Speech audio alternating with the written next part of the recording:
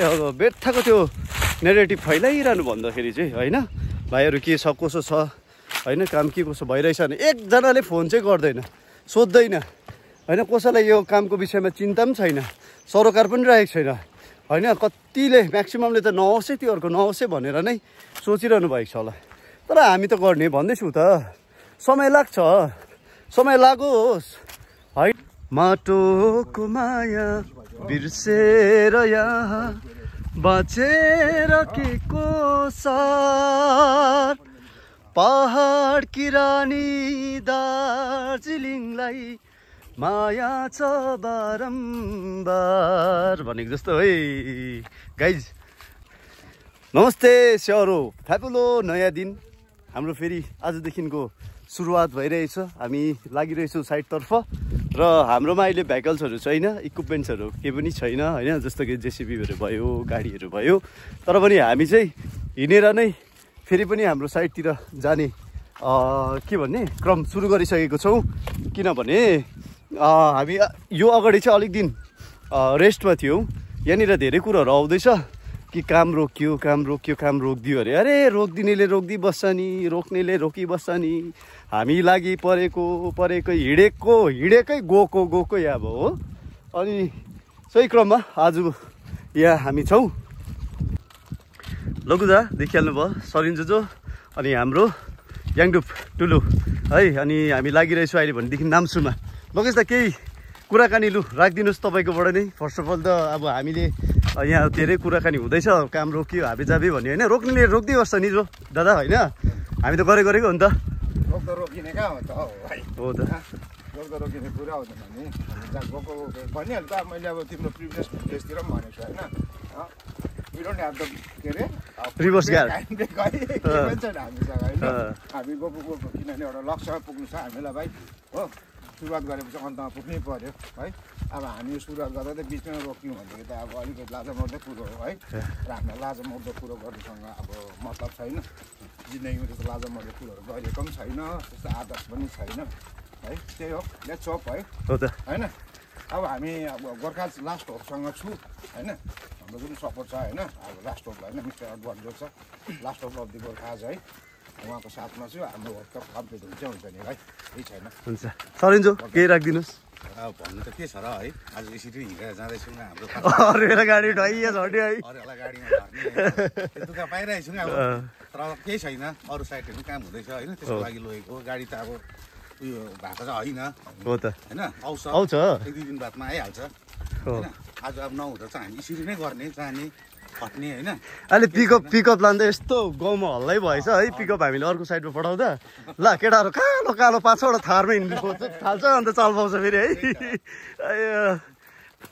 हाम्रो प्रतिम दादा सभासद हुनुहुन्छ र दादाले आफ्नो साइडमा केही कामहरू गर्नुहुँदैछ केही काम होइन त्यहाँ पनि बिचरा श्रमदानको तौरमा नै त्यहाँ काम चलिरहेछ र रोड कन्स्ट्रक्सन हुँदैछ त्योपट्टि पनि सो पिकअप चाहिँ त्यहाँ गइरहेछ र केही छैन हामी अब जति आफ्नोबाट हुनु सक्छौँ 100मा 100% हामी दिएर काम गरिरहेछौँ जसले भने जस्तै हामी थाके पनि रेस्ट गरेको हो हामीले है यो कुरो मान्छेले बुझेको छैन मान्छेले मान्छेको कुरो बुझ्नु जरुरी काम गरेपछि थाकिन्छ नि त रेस्टमा हो हामी तर काम चाहिँ हाम्रो निरन्तर चलिरहेछ मकैहरू चाहिँ मिर्गाले खायो भन्ने कुरो सुनिरहेछ तपाईँलाई देखाउँछु तल कुरो है त ल त हामी आइपुगिसकेको छौँ तल खोला बगरतिर बगैँचाटारमा अब यहाँ हेर्नुहोस् न यहाँ ब्यारिकेड हामीले बनाएको थियौँ उखालेर चाहिँ यहाँ तलै फ्याँकिदिइरहेछ हामीले यो के कारणले लगाएको थियौँ भन्दाखेरिलाई चाहिँ यहाँ कसैलाई हामीले चाहिँ तक्लिफ होस् भनेर लगाएको होइन नि त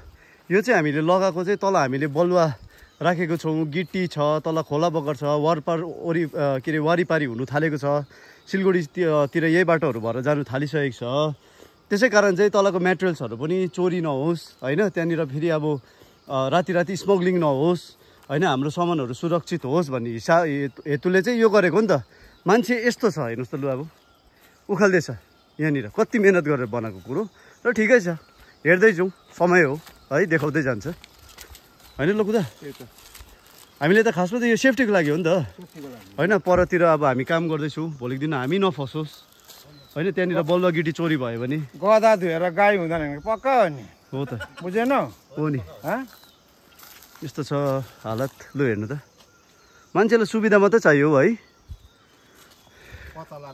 त्यही त दुःख लाग्दो कुरोहरू भएको छ है। लु हेर्नु त यही हाम्रै तोडेको छ ब्यारिकेड पनि।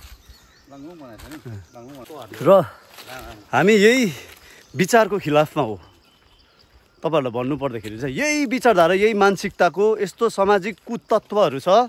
मैले अस्ति नै भने नि, आफूले लिदी हगेर लिदीले चाहिँ गिदी भर्नेहरू यिनीहरू चाहिँ होइन, यसो गर्नेहरू चाहिँ। र यो कुरोहरू छ र हामी यस्तै मानसिकताको खिलाफमा उत्रेको हौँ, यस्तै विचारधाराको खिलाफमा उत्रेको हौँ, यस्तै मान्छेहरूको लागि हामी उत्रेको हौँ जसले चाहिँ आज समाजमा एउटा नकारात्मक फेरि पनि के भन्ने एउटा कुरोहरूलाई सृजना गरिरहेछ क्या, बिउ छरिरहेछ। तर यो बिउहरू फैलिनु दिँदैनौँ हामी, तस पारिदिन्छौँ, मास्दिन्छौँ हामी। ल त हामी आइपुगिसकेको छौँ साइडमा। अब हेरौँ यहाँ के कसो भएको छ। यहाँ उपद्रो त गरिरहेको थियो, तालहरू फुटाइदिने काम भएको छ है। हेर्दै जाउँ है त अवस्था के कसो छ तपाईँलाई। आजको यहाँ हाम्रो साझा गर्ने हो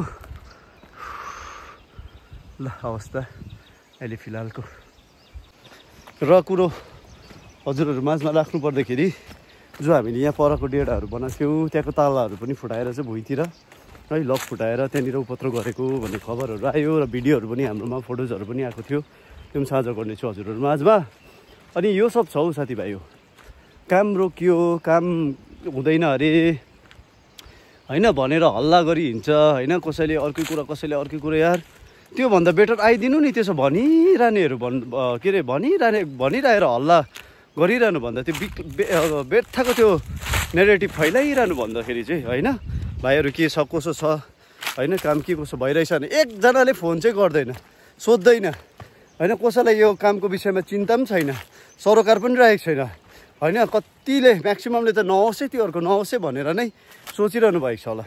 तर हामी त गर्ने भन्दैछु त, समय लाग्छ, समय लागोस् होइन, ऊर्जा लागोस् हाम्रो, हामीले के अरे खटिनु परोस्, हामी घाममा डढ्नु परोस् होइन, हाम्रो गोजीको पैसा जान्छ भने जाओस्। तर यो क्षेत्र हामी बनाउँछौँ।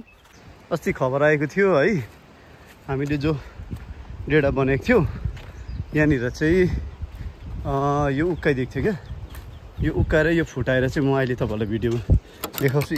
यो चाहिँ पाकपुक पारेको थियो, त्यो भुइँतिर थिएछ।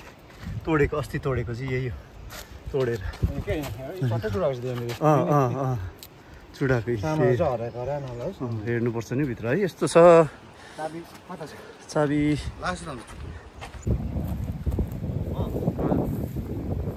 यहाँनिर चाहिँ हामीले मटर यहाँ रोपेको थियो, धनियाँ चाहिँ भइरहेछ हाम्रो है। के भयो, मटरहरू पनि उम्रेन छ। र यता चाहिँ हाम्रो मकै खायो भने भन्दै पुरा खाइदिएको रहेछ। तर हुनु चाहिँ हुँदैछ मकै मजाले। उपर काँक्राको त झन् मजाको झ्याङहरू भइसकेको छ है। अनि दामी वाउ मकै, यहाँ पानी हाल्नुपर्ने चाहिँ छ अब। यस्तो चाहिँ खाइदिएछ नि त है, यहाँतिर चाहिँ पुरा खाएको। यो मिर्गाले खाएको क्या, आओस् न खाओस् है, बिचारा यिनीहरूलाई पनि हुन्छ। हेर त यहाँ छ भाइ, आम्मा काँक्राको झ्याङ दामी भएछ। ल हेर्नु ती काँक्राको झ्याङ हो। अनि उतापट्टिको केरा हाम्रो सेटै भइरहेछ। यो प्याज स्प्रिङ ओनियन हुँदैछ होइन। अनि त्यसै गरी हाम्रो यो केरा तपाईँको टमाटरको बिजन छ, यो पनि काँक्राकै छ, उपर पनि काँक्राकै छ। पानी हाल्नुपर्ने रहेछ है। ल त अब दुःख सुख हामीले होइन यहाँ गरिरहेछौँ। अब आज हामी यतै बस्ने र के भन्ने अरू त कतिवटा कुरोहरूले गर्दाखेरिलाई चाहिँ मनै दुखेर आउँछ होइन। साथीभाइहरूले यो ताला तोड्ने काम, त्यो ब्यारिकेड भत्काउने काम चाहिँ नगर्ने होइन। यहाँबाट मान्छेहरू यातायात गरिरहेछ, सुविधा पाइरहेछ, सिलगढी जाने, सिलगढी तड्ने होइन गइरहेछ। हामी कसैलाई रोकटोक पनि गरेको छैनौँ, तर पनि यो सब कुरो चाहिँ ध्यान दिनुपर्छ है त। नि हाम्रो भित्र यस्तो भए चाहिँ साथीभाइ हो, त्यसमा त हालत खराब भइरहेछ। अब यसमै पकाउने हो खानासाना आज है। हाम्रो नुनहरू तेलहरू चाहिँ यहाँ छ, सौदा पानीहरू अलिअलि अब बाँचेको उब्रेको। यहाँ के छ कुनै है हेर्नु त जोजो, ए चामल रहेछ हाम्रो, चामल रहेछ। नुन है जो त्यो चियापत्ती पनि हो क्या, चिनी छ, चिया खाइदिनुपर्छ ल है। मजाले एक जोक गरममा हुन्छ त एक जोक मजाले अनि यस्तो भइरहेछ काठपातहरू पनि यहाँ हाम्रो चलाउने पनि रहेछ नि यहाँ पानी छ है रहेछ नि ए चलाउने हजुर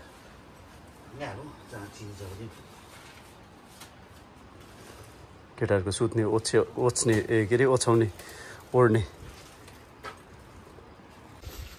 हामी कुकतिर पनि लागिसकेको छु खाना बनाउनु ओर्नु अनि मासु अलिकति फ्राई गरेको यहाँ हावाले गर्दाखेरि खोइ बोल्नै दिएन हौ आगो ट्याक्कै आसु सरी बनाइसक्यो यहाँ अनि